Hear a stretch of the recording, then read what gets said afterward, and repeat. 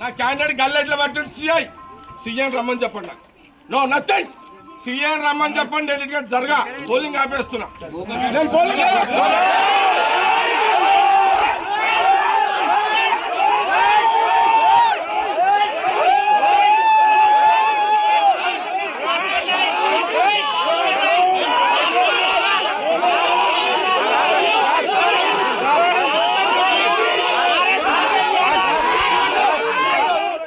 స్పెసిఫిక్గా గల్ల ఎందుకు పెట్టినావు? ఏంది ఇదంతా? ఏం నడుస్తుంది నాకు తెలుసు.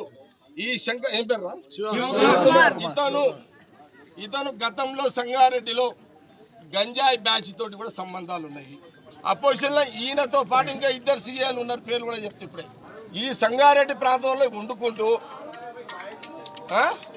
వీళ్ళందరూ క్రిమినల్స్ ప్రోత్సహించారు. మీరు సీఎం మీద యాక్షన్ తీసి సస్పెండ్ చేయకపోతే మేమైతే ఊపం. డిఎస్పీ గారు నేనైతే పోలీస్ స్టేషన్ మొత్తం నేను వీడియో రిలీజ్ చేసేస్తా, అన్ని బాయ్కాట్ చేయండి అని చెప్పేస్తా. ఎలక్షన్ కమిషన్ కూడా ఇచ్చేస్తాను.